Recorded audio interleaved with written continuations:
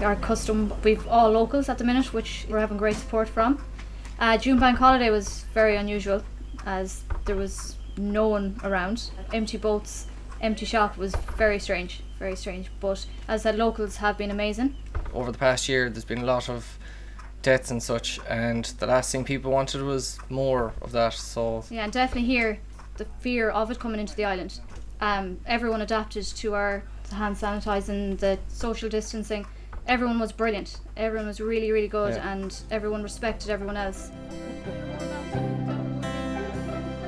Whatever date the government sets for people to revisit the islands and stuff, it is a worry. Like, Annieka's own parents are very ill. It is a worry, even on our behalf, as the restrictions to keep in the shop with tourists coming in, and to work with the locals as well, that we can keep them safe and just work as we can, as safe as possible, to keep everyone. Do our bit, encourage hand hygiene, encourage social distancing. It is very worrying. Yeah.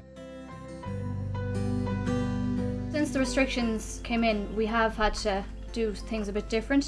We've had to do a lot of home deliveries to our elderly locals, which is also really nice that we get to see them as well, because when they're not coming to the shop, it's their social side of things is kind of taken away.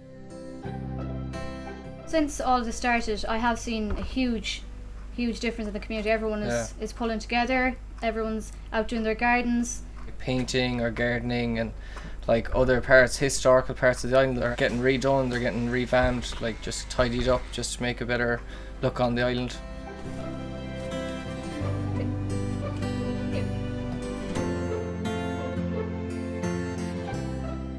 Yeah, I proposed to Annieka, got down on one knee and asked Annieka to marry me. Very and traditional. I said yes. Oh, she did, more importantly, yes. So that was kind of our highlight of all this. Yeah, it's definitely. It's a pity that I can't go out and see my family and share it with them, but they were on the Skype when I done it, so it just kind of made it better. We got them involved as well, so that made a lot, and he even managed to get a ring, so very impressed. Yeah, picked it out on my own. Yeah.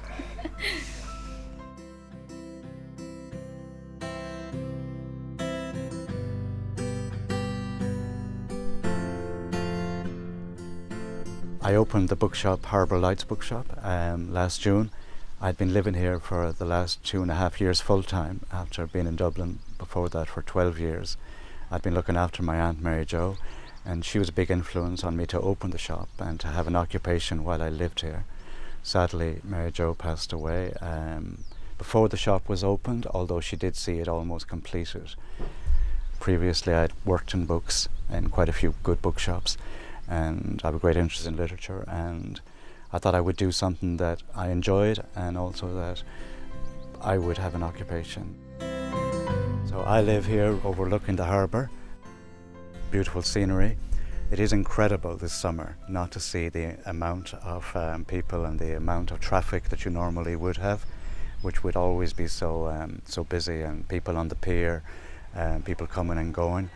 It's very unusual to be here in June and to have the place completely with just the islanders here.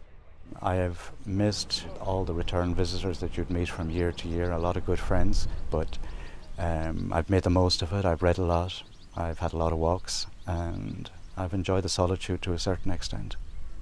But at this stage I have a shop, Harbour Lights, to reopen and to welcome people back in again.